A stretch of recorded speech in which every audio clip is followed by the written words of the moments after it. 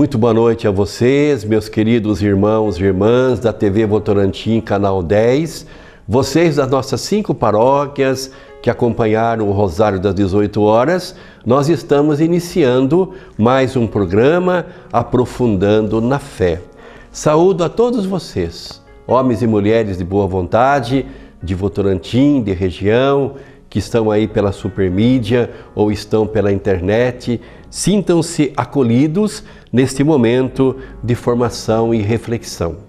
Nós iniciamos ontem e estamos abordando questões da interpretação do texto bíblico a partir da hermenêutica e exegese. E ontem nós iniciamos falando desta característica antropomórfica e nós concluímos o programa fazendo uma abordagem sobre o pacto que Deus fez com Israel no Sinai e que é um dos mais profundos e significativos textos com esta característica antropomórfica. Então nós encontramos no Êxodo 19, 5, 6, uma consequência de um pacto anterior que Deus tinha feito com Abraão, lá em Gênesis 17, 1 a 18. Mais tarde, este acordo é transformado em uma nova aliança através de Jesus Cristo, como encontramos em Mateus 26, 26 a 29. Então, teologicamente, o compacto jurídico iniciado por Deus torna-se o instrumento através do qual ele estabeleceu uma relação íntima e pessoal com o povo, tanto coletiva quanto individualmente.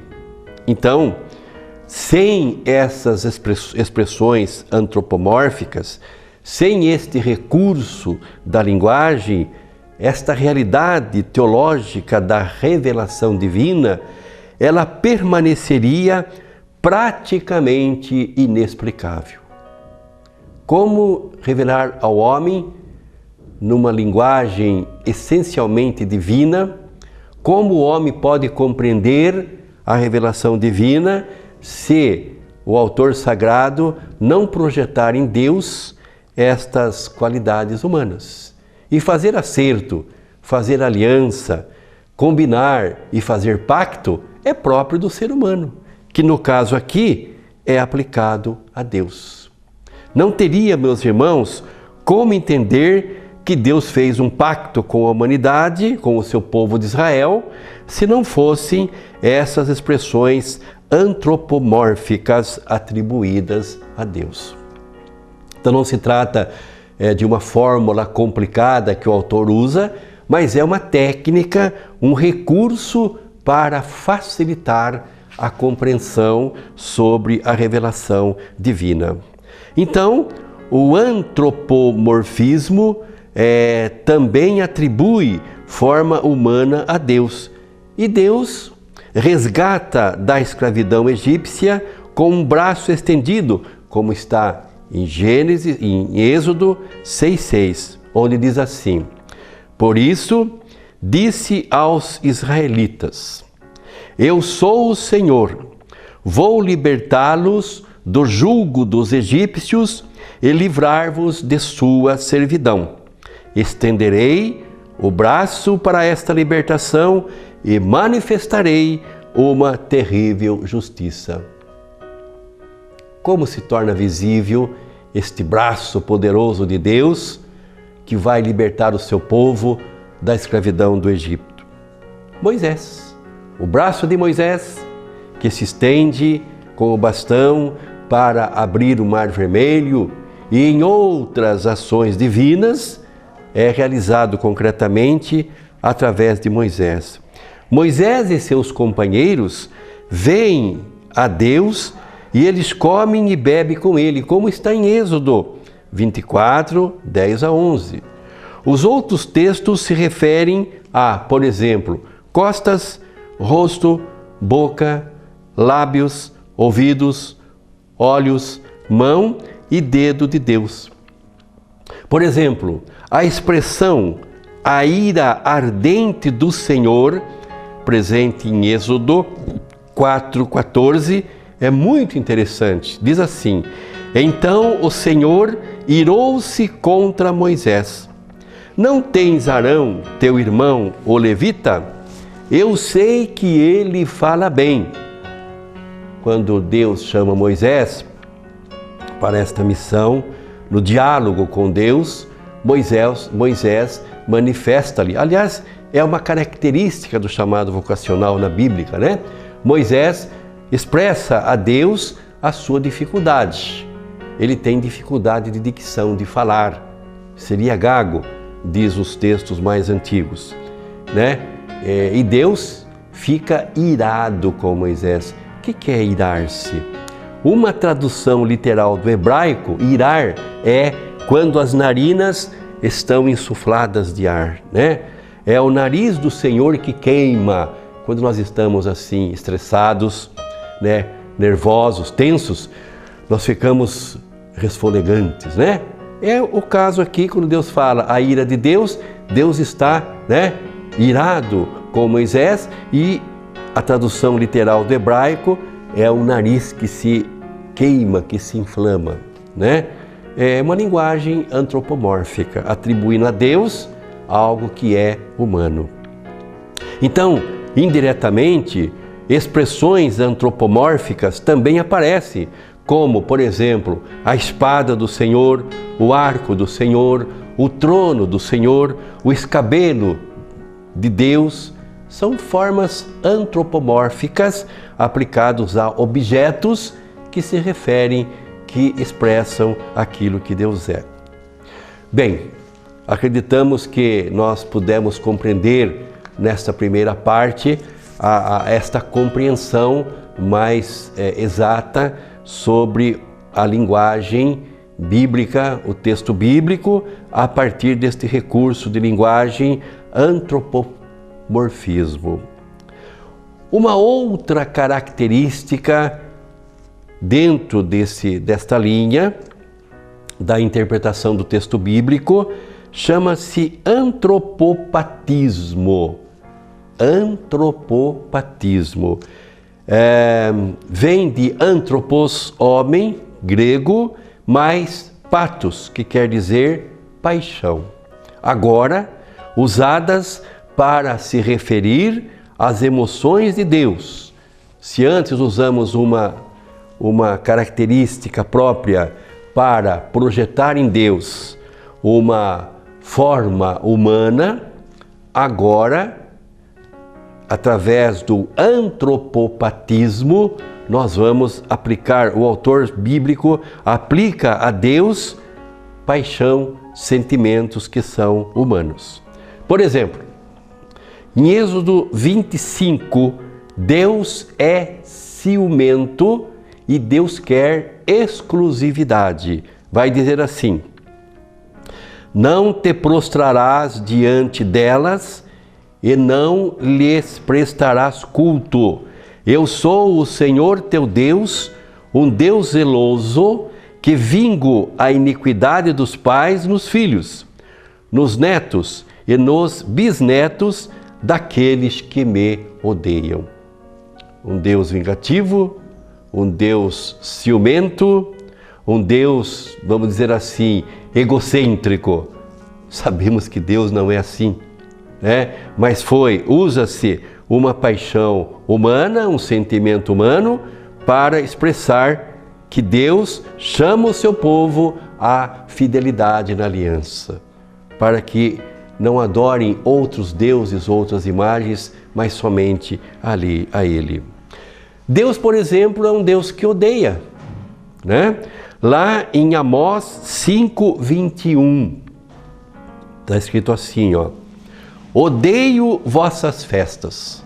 Algumas traduções trazem aborreço-me.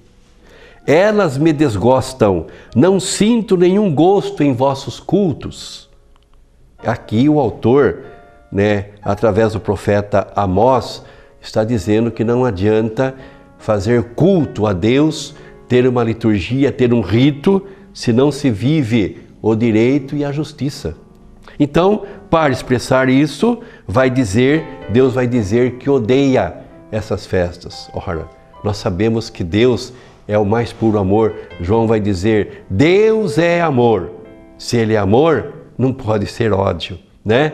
Então, é uma forma, um sentimento humano projetado em Deus para que o leitor sinta-se impactado por essa determinação de Deus para que haja coerência entre aquilo que se celebra e entre aquilo que se pratica. A fé, né, e a história, uma fé encarnada na história. Deus também fica estressado, sabiam? Deus se irrita, né? Está lá em Jeremias 7:20, ele vai dizer, por isso, eis o que diz o Senhor Javé, eis que minha cólera vai extravasar-se sobre este lugar, sobre os homens e os animais, sobre as árvores dos campos e os frutos da terra, e ela se inflamará para não mais se extinguir. Mas como pode, né? Deus ficar irritado? A gente ficar irritado, a gente ficar estressado, né? Estar de mau humor, ofender às vezes o irmão, ficar de mau humor no trânsito, né? É algo meramente humano. Mas, através do antropopatismo, o autor sagrado projeta em Deus esse sentimento para que haja uma melhor compreensão. Mas Deus também ama. Lá em Êxodo, capítulo 20, versículo 6, mas uso de misericórdia até a 1000ª geração com aqueles que me amam e guardam os meus mandamentos. Olha que coisa bonita, que coisa interessante, né? Se Deus se zanga dentro desta linguagem antropopática, Deus também ama e a sua misericórdia é imensamente maior que a sua ira, né? Conclusão dessa primeira sessão da nossa reflexão. Antropomorfismos e antropopatismos são figuras de linguagem que transmitem verdades teológicas sobre Deus para a humanidade. Somente quando tomadas literalmente, essas expressões tornam-se mal interpretadas. Elas não podem ser mal interpretadas. Exemplo de má interpretação, a ira de Deus. Às vezes se faz uma pregação que é um verdadeiro terrorismo religioso, né? Querendo que a pessoa se converta na base do medo, na base da pressão, porque a ira de Deus vai cair sobre você. A mão pesada de Deus está sobre mim. São textos lá do Antigo Testamento, dentro de um determinado contexto, dentro de uma intencionalidade do autor, aonde ele vai usar esses recursos de imagem, projetando em Deus ou a imagem, ou a forma, ou projetando em Deus o sentimento e as paixões humanas. Então, quando tomadas dentro daquilo que são como expressões metafóricas, elas fornecem, por analogia, um quadro conceitual em que Deus está além da nossa compreensão e se torna uma pessoa a quem podemos amar. A comunicação, meus irmãos, ela tem a sua essência nesta aproximação das pessoas. Quando a comunicação me faz ver que o outro é igual a mim, eu vou me aproximar mais, eu vou procurar conhecer mais, eu vou amar mais. E esses recursos de linguagem que nós abordamos aqui ontem e hoje têm exatamente este objetivo, de que o homem possa ver um Deus que é igual a ele. Isso vai acontecer concretamente em Jesus Cristo, né? mas no Antigo Testamento, então, essas linguagens, essas expressões permitem que o homem sinta-se um Deus que é igual ao homem, um Deus que tem a forma humana, um Deus que pensa e age como homem, um Deus que também sente os mesmos sentimentos e as mesmas paixões do ser humano. Então, nós podemos ver que no Novo Testamento a analogia no mistério vai tornar-se uma realidade maravilhosa para todos nós na humanidade, com o mistério da encarnação, quando João, no prólogo do seu evangelho, vai dizer exatamente que Jesus é o Verbo encarnado. Este prólogo do evangelho de João, nós vamos abordar aqui agora neste momento, né? O João no seu prólogo é maravilhoso porque ele vai dizer, ele vai dar vamos dizer assim, de maneira concreta, aquilo que o autor sagrado no Antigo Testamento tentou fazer: Deus igual ao homem. No princípio era o Verbo, e o Verbo estava com Deus, estava junto de Deus, e o Verbo era Deus. E ele estava no princípio junto de Deus. Tudo foi feito por ele, e sem ele nada foi feito. Nele havia vida, e a vida era a luz dos homens. A luz resplandece nas trevas, e as trevas não a compreenderam. Lá, na sua conclusão, no 14, 15 e 16, diz assim: E o Verbo se fez carne e habitou entre nós, e vimos sua glória, e a glória que um Filho único recebe do seu Pai, cheio de graça e de verdade. Todos nós recebemos da sua plenitude graça sobre graça, pois a lei foi dada por Moisés, a graça e a verdade vieram por Jesus Cristo. Ninguém jamais viu a Deus. O Filho único que está no seio do Pai foi quem o revelou. Olha que bonito. Aquilo que o recurso da linguagem, principalmente o antropomorfismo e o antropopatismo, tentam mostrar para o leitor, para a nossa reflexão, os textos bíblicos do povo de Israel, aquilo que se sonhou, aquilo que o homem tentou fazer, na encarnação vai realizar-se plenamente. Se lá é projetado uma forma, uma imagem, a paixão humana em Deus, em Jesus, o Verbo encarnado, Deus realmente se faz carne, se faz ser humano, com todas as suas contingências, com toda a sua natureza humana, sem deixar de ser divino. Em Jesus há duas naturezas. Em Jesus plenamente se realiza aquilo que o autor sagrado tentava nos dizer lá no Antigo Testamento. Jesus é verdadeiramente Deus e verdadeiramente homem, com sentimentos, emoções, paixões, necessidades para alimentar-se, sono, etc. Então, meus irmãos, olha que bonito. Jesus é o Verbo encarnado. Nós deixamos vocês com esta reflexão e amanhã, quarta-feira, amanhã é dia 30 de setembro, é dia de São Jerônimo, aquele que traduziu a Vulgata. Nós estaremos de volta, prosseguindo com esta abordagem sobre o ponto de vista da ciência interpretativa da Palavra de Deus, a hermenêutica e a exegese. Muito obrigado a todos vocês que estão conosco, que estão acompanhando este programa. Voltaremos amanhã.